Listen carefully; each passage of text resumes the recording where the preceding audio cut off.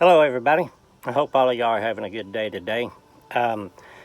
Today I want to share with you a revelation that God gave me probably 6 weeks ago or so, maybe not quite that long.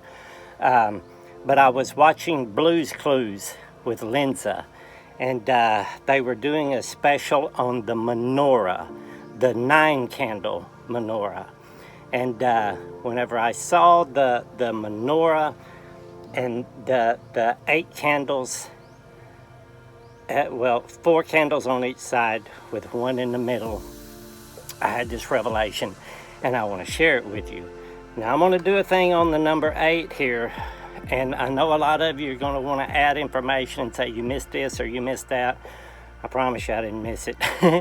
But I'm just trying to keep the videos compact as I can, because if I don't, these things these revelations and things that God gives you are so multi-dimensional that I could literally spend hours, and YouTube and Facebook just won't let me post anything like that, and most people's attention spans can't hold on to something that long. So we're going to try to keep this short. I failed last time I tried, but I'm going to try to keep it short this time. Anyway, when I saw the 9-candle menorah, what I saw was the ark. It was shaped like Noah's Ark, all right? And I remembered, okay, there's 4 on each side, so there's 8 candles and there's 1 in the middle. And what I saw was the 8 people that were on the ark along with God. God was the internal flame. God was in there. The dove was in the ark, okay? That's what I saw was the ark. And then I was reminded of the 8th day law, that after a male child is born, on the 8th day he receives his circumcision. And Paul wrote that he was of the tribe of Benjamin, circumcised on the 8th day. And Paul also wrote about how the circumcision of the flesh is irrelevant. It's the circumcision of the heart that matters. That's when you become born again. You become filled with oil. All right? And that's one of the main reasons the 9-candle menorah is so, it's different, because it represents the 8th day miracle of Hanukkah. All right? They only had enough oil for 1 day worth of burning in the temple, and they had to keep this olive lamp burning at all times, and they only had enough for 1, and they were trying to find more oil, and this oil miraculously lasted 8 days, and they were able to find a new supply of oil, so the flame never went out. So that's part of Hanukkah, the celebration of Hanukkah. All right, but remember, on the 8th day is the circumcision of the heart. All right, not of the flesh. Sorry, a loud motor went by. You'll also remember in the book of Genesis, the creation story, after the 7th day, after God rests, on the 8th day, he wakes up. Remember, you sleep, on the 7th day, you rest. Sabbath is rest. He wakes up, and this is where he creates the new man. Remember, he does the creation of man. There's 2 times in there. A lot of people think, well, it's just still, I don't know why they did it 2 times. There was just a significant reason why it tells the story of man being created twice. One was for mankind, all the people here in the world. All right, and then the second was the 8th day man. That was the Et Adam in Hebrew, and that's different from Adamo, which is mankind. Et Adam means the man. And this was on the 8th day, and God breathed into his nostrils, and he became a living being. All right? This was when God breathed his spirit into him. He became born again. He became circumcised, the circumcision of the heart. All right? This was the new creation, made something out of nothing. Okay, at the end of the video, I'm going to put a few things out there so you can see about the number 8 and the occurrences, the times that it occurs in Scripture. All right? But also, I was looking into the meaning of the numbers. In Hebrew, all the letters each individual letter in the alphabet has a meaning, you know, a definition to it, like a word to it, and so do the numbers. And then when you have these numbers and you have these letters and then the words, but one word may, you know, if it's a 5-letter word, it may have a hidden story in it, just like the name of Yeshua. All right, it means the hand that destroys the establishment of the eye. Okay, that's each letter forms that word in that sentence. All right, and then Yeshua means something totally different from that. But it's multi-layered. It's the Hebrew is the language of creation because it's all based off mathematics. Okay, it's this stuff will. I have synesthesia, and this stuff I have to be careful because it'll just wear me out. I see numbers differently from most people. I've been this way my whole life, and for the longest time I thought it was a curse until God came to me and changed me on June 14th of 2012, and I realized it was a blessing, it was a gift. And but it makes me so tired, it wears me out because you're just seeing stuff all the time. And that's what the word disciple means. It comes from the word math. It's mathetes. So a lot of people say, oh, you're practicing numerology and stuff like that, but I'm not practicing numerology.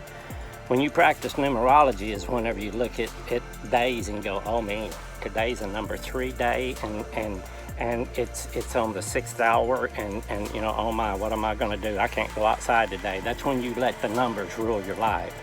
The same way with astrology. It's like, well, Pluto and Mars ain't lined up right today, so I'm not going for that job interview. All right?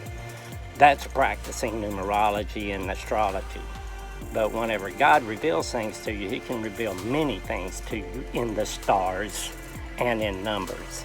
A lot of religious people try to crack on folks like myself and try to hem you into their way of thinking by saying that you're doing things like that, but it's just another lie. Anyway, the number 8, if you look at number 8, the meaning of that word, of that number, means to become fat, to become full, to have plenty, more than enough. Okay, and you look at the definition of that, it's amazing. You know, it's like to be born again, to just be filled, all right, to the fullness of God, all right, with God's love. That's the 8th day creation. All right, and then look at the number 9, because remember the menorah, it represents the 8 people in the ark, and then the one in the middle, the number 9, is God. That's the flame, okay? And so I looked at the meaning of the number 9, and the number 9, first of all, it looks like an ark, but it means a basket. And if you remember, Moses was put in a basket, all right? It was like an ark. A small ark, all right? So you're going to see occurrences of number 9 all throughout the Bible. There's the 144,000. There's the 72 that Jesus sent out. There's the 153 fish. 153 is 9. 144 is 9. 72 is 9. And the name of God, the tetragrammaton, the numerical value of all of that is 72. 72 is 9. So what I want you to do now is I want you to look at that 9 menorah, and you look at God in the middle, which is 1, and then 4 on each side. 1, 4, 4. It's God within, all right? The 144,000 with God within the ark, all right? God within man, and that's what the pictograph, the Hebrew letters of Yahweh, makes, is a man, and showing you that God is within man, the ones he's breathed life into their nostrils. All right. Now, one last thing about this is our logo for Future Love, our ministry, is the number 8. It's infinite, and at the end it's a heart, and the 8 is open. It's not a closed 8. And for a long time, I've kind of had this understanding that what we're living in is like an infinite time loop. Okay, we're trapped in this place.